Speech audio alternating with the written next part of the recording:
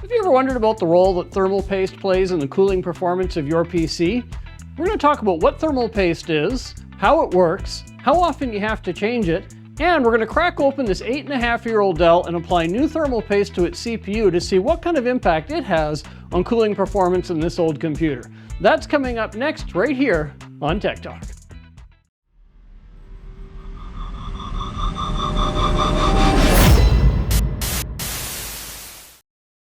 So let's start off by talking about what thermal paste actually is.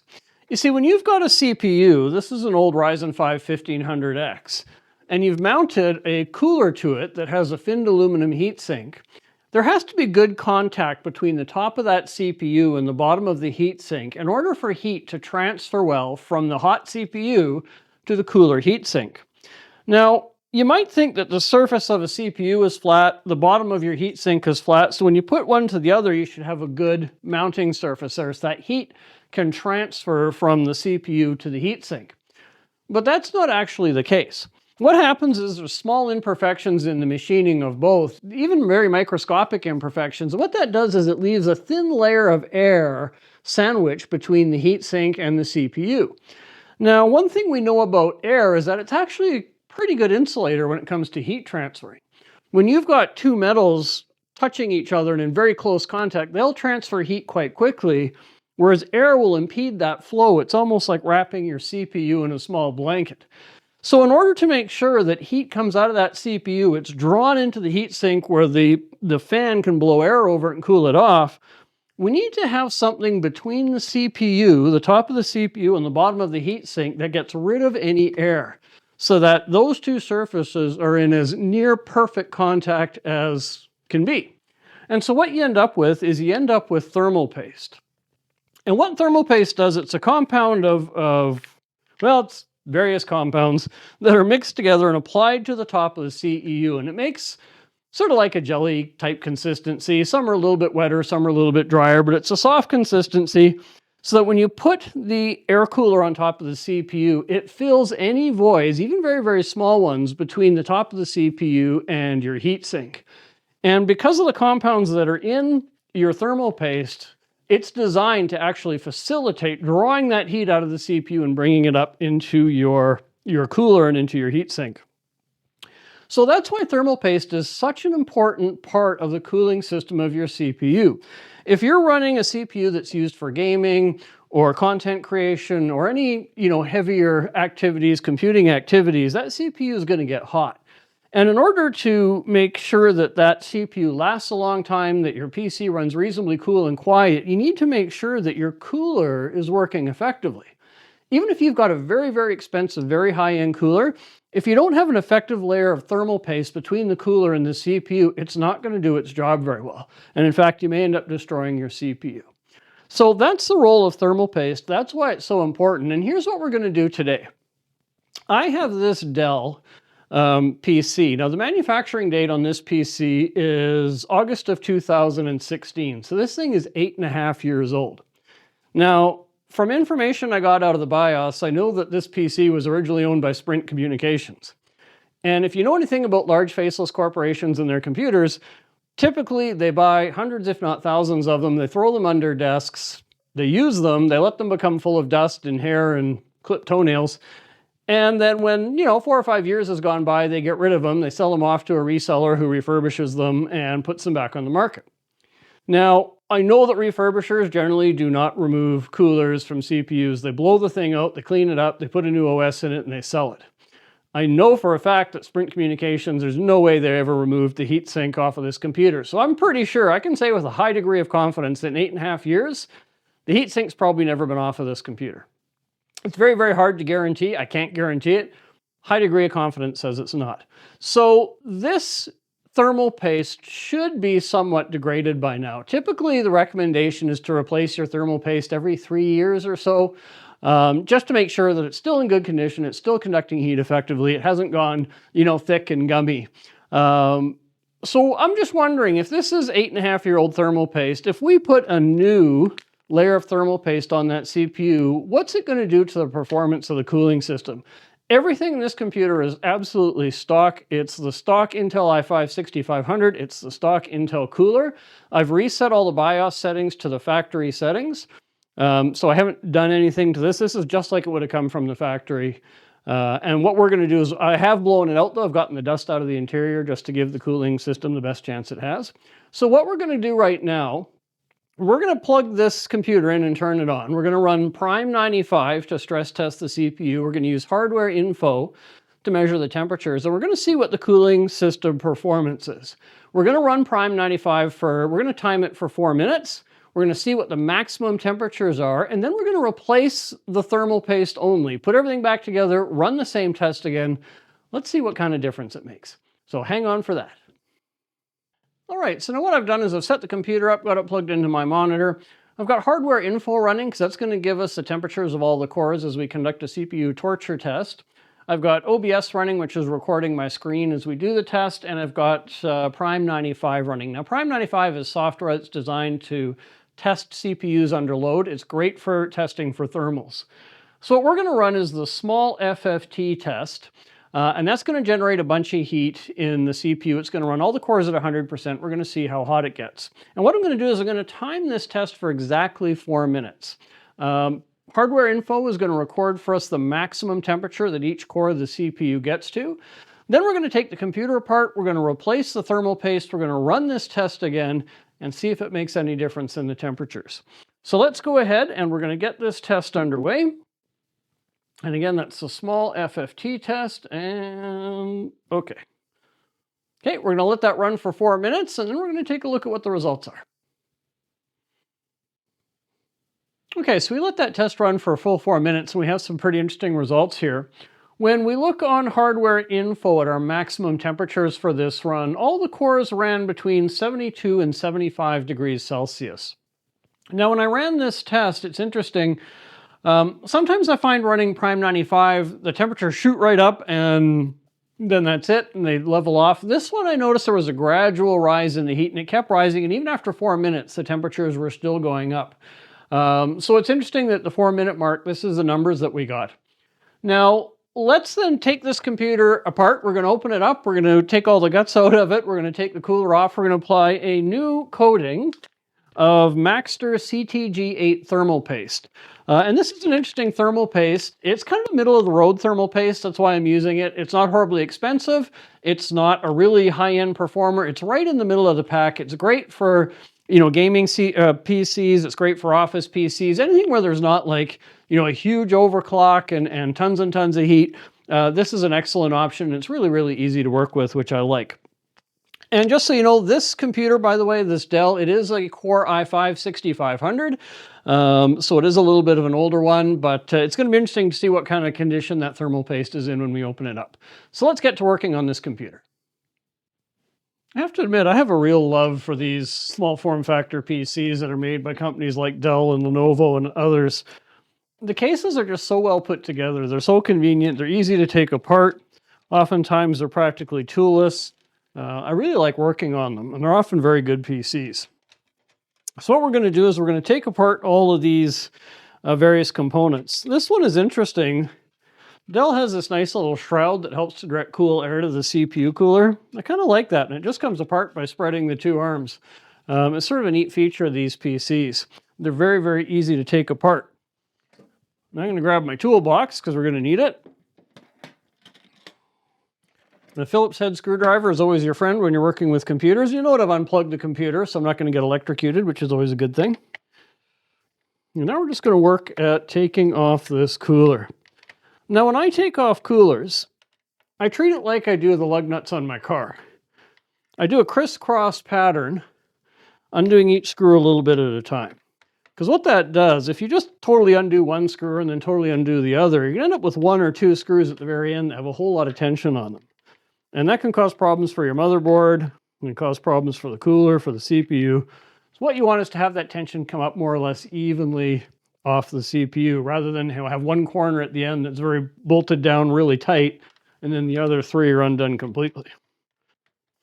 Okay, let's see what kind of condition this thermal paste is in.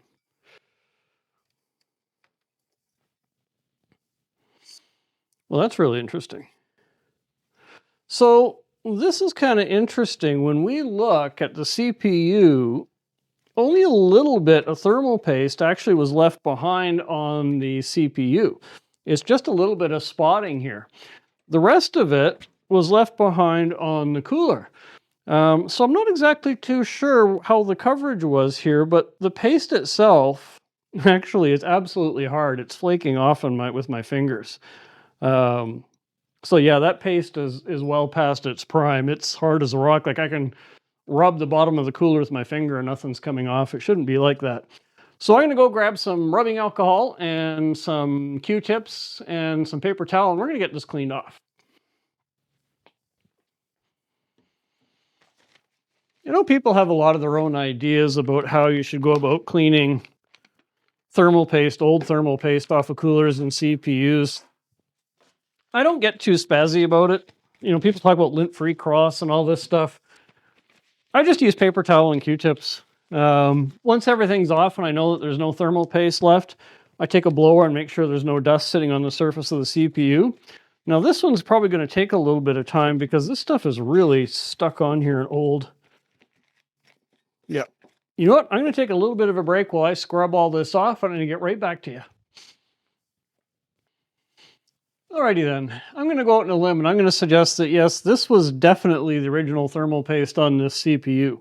That thing was so hard and crusty and so stuck on it wasn't funny. I actually had to resort to a plastic drywall knife to scrape it off both the underside of the cooler and the processor.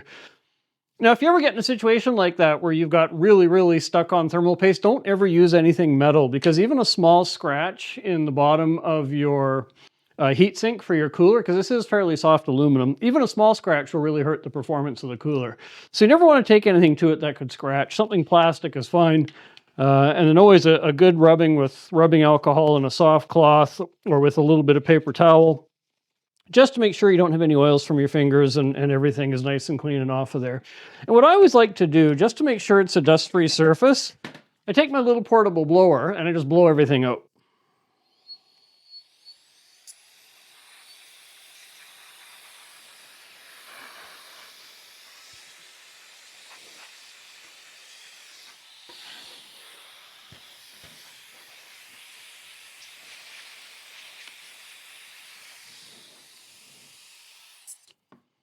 Okay, we did get a couple of flakes of thermal paste there, so that's probably good that we did that. Now, we're going to apply our new Maxter thermal paste. And when you watch these videos, the thing I always find funny is people get they're really married to their method of applying thermal paste. You know, there's the people do the pea-sized blob, they do the X, they do the grain of rice, they put it on with a spatula. I noticed that Maxter, they tell you to spread it all over, and they give you a little spatula to use for that purpose. That's this thing here, and so they want you to put it down and kind of very carefully. I've never liked that. I think spatulaing it on, there's more of a risk you're going to get high spots and low spots, and you might miss things, and I think it's kind of unnecessary work. Frankly, my rule of thumb that's always worked for me for more than 20 years is if the CPU lid is square, I do a pea-sized blob, and if it's another shape like a rectangle, I do an X for better coverage on that odd shape. But in this case, we're looking at a square lid on this i5-6500, so we're just going to do the pea-sized blob.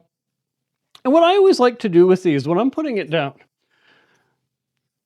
I put it down roughly where the screw holes are, and as I go down, I just give it a little twist, because as you're giving a little bit of a rock, not side to side, but just in a circle, it just helps to kind of have that blob of paste spread out and settle down onto the lid. So always try to do that. Sometimes the screws get in the way and it's a little harder, but the fact of it is you're screwing this thing down, that paste is going to find its level and it's going to settle out nicely. So now we're going to put this cooler back on. Get it in about the right spot here. Yeah, and that one the screws aren't going to let us twist, so we're just going to go ahead. And whenever I do screws on something like this, I always put them a rotation or two back until I feel them go click, and then I go forward, because what you're doing there is you're making sure you're not cross-starting the screw by mistake. So backwards until I feel a click. There you go. And I put it in a little bit. Then I go across to the next one. Feel a click, put it in a little bit. And again, just like we took it off, I'm going to do this in a cross pattern so that the heatsink is going down with roughly equal pressure on all four corners, and we're not stressing out one part of the motherboard or the mounting assembly. So I just give like 2/4 turns each screw and go around and around. There's one last little tug to make sure that everything's in there nice and snugly. And that all looks good. So we're going to put the connector back for the CPU cooling fan.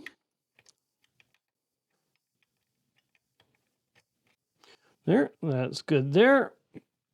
And now we're going to reassemble all the little parts from this nice Dell case.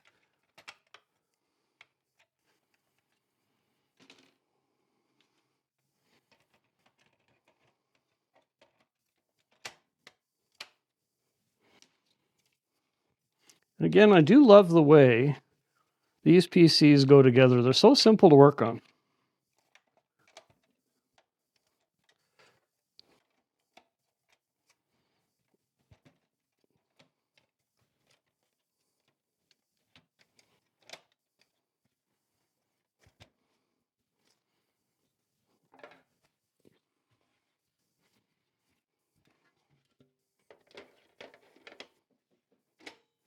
Okay, and that's all there is to it. We've got new thermal paste in.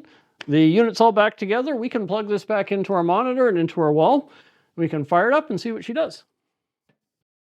Okay, so we've got our computer back together. It's up and running. It's all plugged in. We've got OBS Studio running again, hardware info. We've got the small FFT test ready to go. Just going to grab my cell phone and get the timer back. And once again, we are going to do a 4-minute small FFT test, and we're going to see where the maximum temperatures cap out at. Here we go.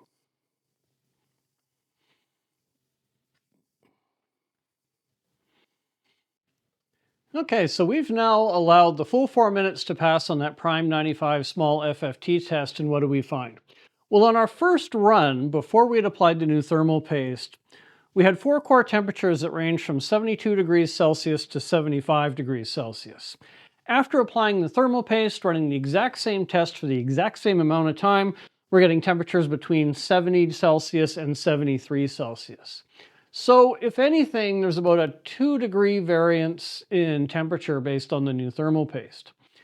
Now, here's kind of where I stand on this. I have seen videos like this before where they test new thermal pastes and they test old versus new and different manufacturers and different types. And we do, I think, sometimes when we're talking about tech, we get very drawn into the small details, right? Ooh, a degree here, a degree there is a big deal. I think for most people, it's kind of not. Like, honestly, if I never replace the thermal paste in this, or if I use the computer before applying new thermal paste and after, would I notice a difference? I don't think so. I don't really think it's enough to really hang your hat on as being serious. And that is with, like I say, I'm highly confident that was the original thermal paste because it was hard as a rock. It was like dried clay. So it was in really bad shape. So I'm glad I replaced the thermal paste because definitely it needed doing. But let's face it, I think sometimes we get too wound up about thermal paste in general. I've seen a lot of folks, in social media doing tests of all the different kinds and ranking all the different types of thermal paste, talking about, oh, you've got to replace your thermal paste every 3 years and you got to be really careful how you put it on. It's got to be applied evenly, or it's got to be an X or a P or a grain of rice, or, if you do it wrong, oh, you're going to destroy your computer. And for me, and again, I've been doing this for 20 years, fooling around with computers, I think we get way too hung up about it. In all the tests that I've seen of thermal paste applications, there's only 2 things you can really do to mess up. The first is put on way too little, like so little that it doesn't cover the surface of the CPU and the bottom of the cooler. So if you put on a ridiculously small amount of thermal paste, that's going to bite you in the rear. The second thing you can do is put on way too much. If you've got so much thermal paste on there that cooler, the heatsink, doesn't rest right on top of the CPU and it's actually forming a thicker layer between the CPU and the cooler, that's going to act like an insulator rather than a conductor because it's just too thick. But you have to put a lot of thermal paste on to do that. I've seen that tested and it requires so much thermal paste it just spills all over and makes a mess of the motherboard. So 2 things. If you have way too little or way too much, it's going to be a problem. In my experience, nothing else matters. Your application method doesn't really matter. How old your thermal paste is, yeah, as it gets old, it dries out, but it's still conducting heat. It's still working. Yes, we did find here a couple of degree difference in operating temperatures. Like I say, that might be within the realm of variation giving the testing. But it doesn't hurt. It's a quick 15-minute job, if that. It's a good thing to do. And if you have a computer that you've overclocked and you're trying to get the maximum performance out of it, yeah, that couple extra degrees might make the difference between a stable computer and a not stable computer. So certainly for some users that are really chasing high performance, and if you've got those, high wattage CPUs, I can see the importance being, a little more significant. But if you're like me, you're buying 65-watt CPUs, you're not really a huge overclocker, I don't think thermal paste makes an enormous difference. Yep, it helps. Yes, you absolutely have to have it there. Yes, you can mess it up if you're really, really ridiculous with it. But outside of that, as long as it's in place, you're probably good to go. I hope you find this helpful, and I hope you liked following along with me as I worked on this computer. Again, I'm Graham Hughes. This is Tech Talk. I'll look forward to seeing you on the next video.